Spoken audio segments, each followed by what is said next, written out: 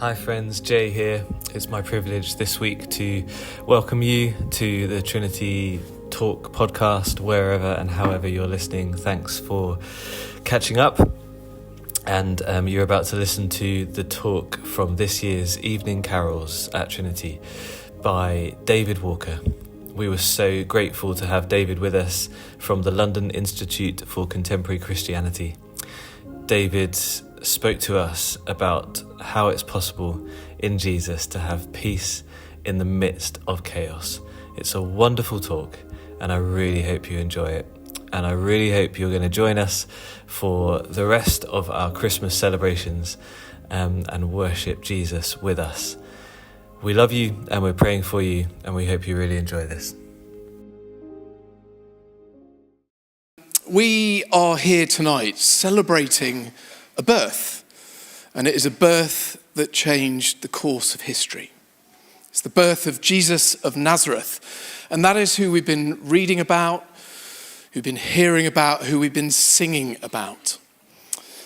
And it reminds me that it was 18 years ago this week that our firstborn, our first child came into the world. And for those of you who've had children, you may have joined one of these classes that exist. They call them NCT classes. They're classes that, in theory, prepare you for your firstborn. And you're encouraged to talk with your husband, wife, to make a plan for the birth and to think about, what songs you might like to have at the birth. And I remember sitting with my wife, Liz, in a pub in Oxford where we were living at the time. And we were with other friends, and we were just thinking, we've got this. This all seems quite straightforward. And how wrong we were. I realised this when we went into the hospital, and I don't want to put any of you off having children, but there were noises I heard on the maternity ward that I'd never really heard before.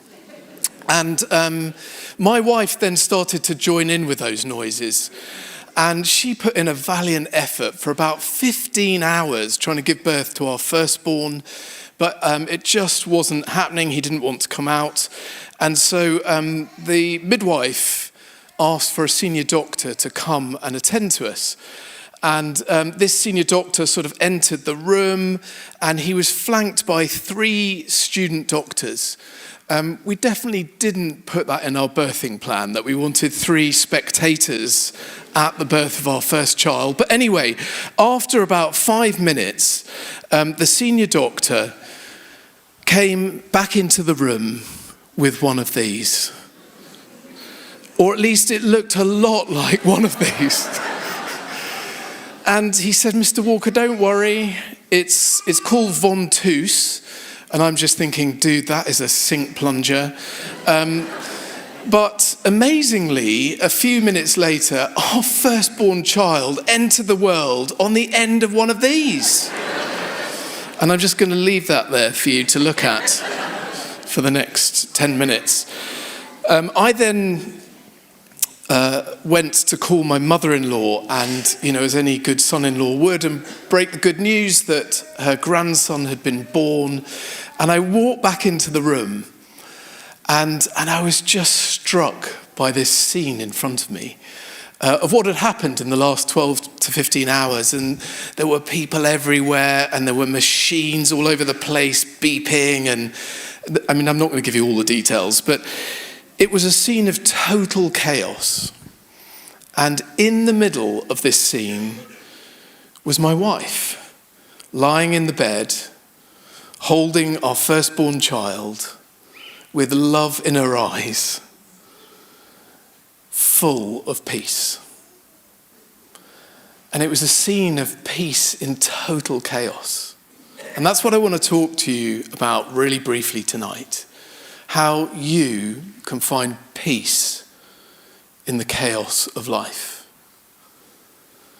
Now, we don't know many details about Jesus' birth, but we do know this, that Joseph and Mary travelled about 100 miles to get to Bethlehem. That was a long way on a donkey, and particularly a long way on a donkey when you're fully pregnant. We know that Joseph and Mary were engaged to each other, but they weren't married at this point. We know that Mary, of course, was pregnant, but Joseph wasn't the father, and that presented some issues as he was trying to manage expectations around him. And we also know, as we've just sung, that they couldn't find anywhere to stay, and so Jesus was born basically in a cattle shed. And the backdrop to the whole scene is that the Roman Empire was ruling over Palestine, and so there was this heavy military hand that meant that it was chaotic. And it was into this chaos and this mess that God chose to enter this world. That the Prince of Peace, Jesus, has come into this world and into our lives, into the chaos that sometimes we find ourselves in and the mess that is our lives. And I don't know about you, but sometimes at Christmas, it feels like we sort of want to manage everything. You know, it's meant to be the perfect day, isn't it? And we've got to find the perfect tree that's the right height and the right width and the perfect presents. We talk more about Christmas lunch than we do about any other meal throughout the whole of the year. We want it to be just right. And we sort of hope that our family and our friends will be civil to each other, that we can hold back from arguing, and that actually it will just be like this little island of perfection. But that is not real life, is it?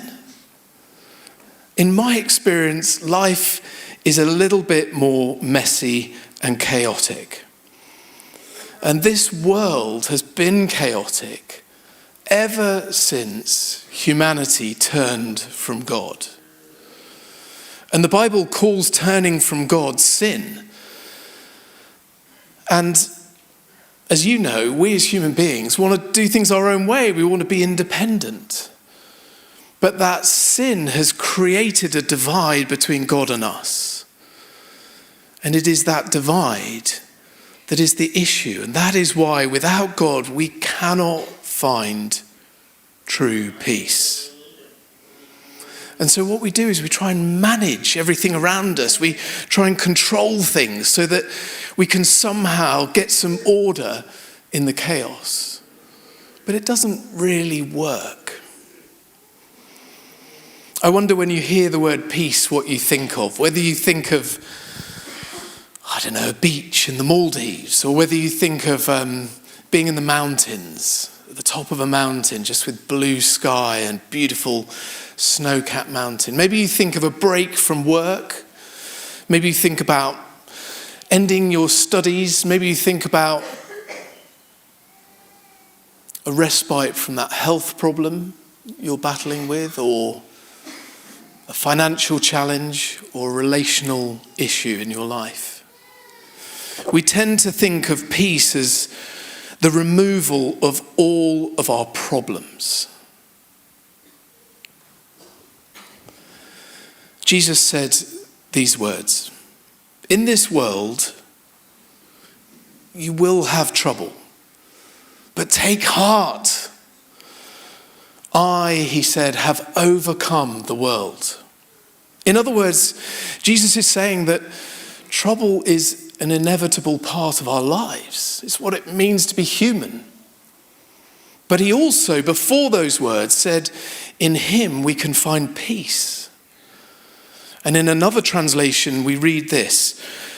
Jesus says, "Trusting me, you will be unshakable and assured, deeply at peace."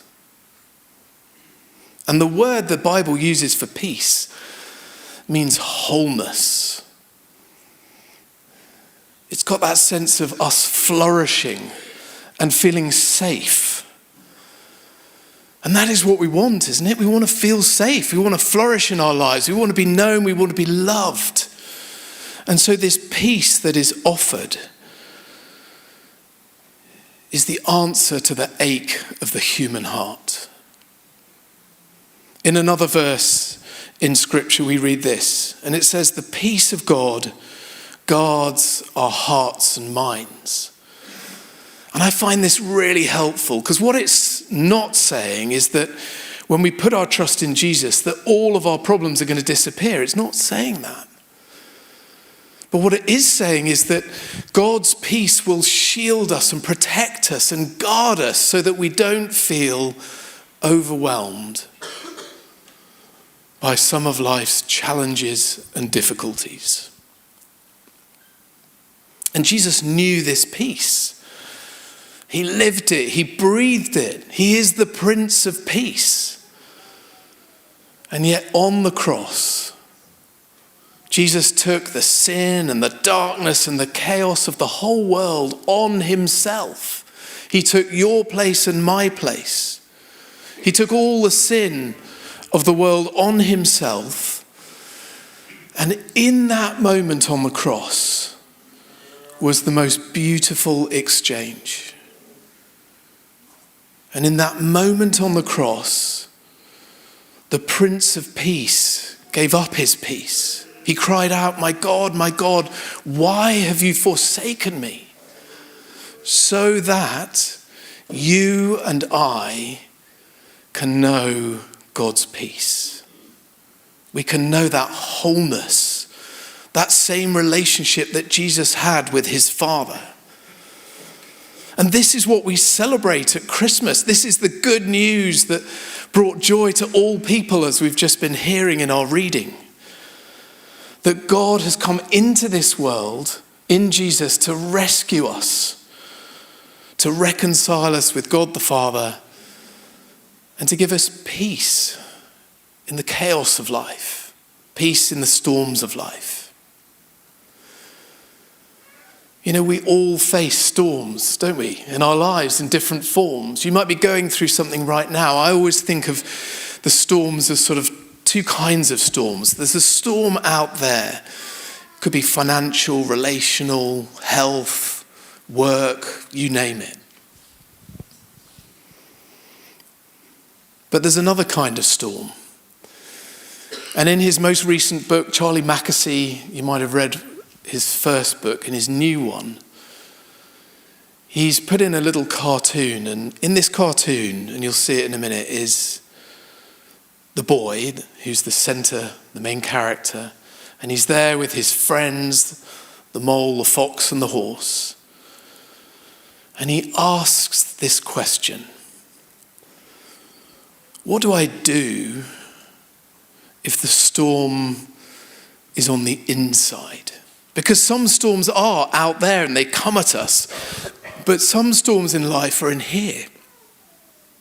And we can end up feeling overwhelmed and anxious and hopeless because of what's going on around us. And there's a storm raging within us.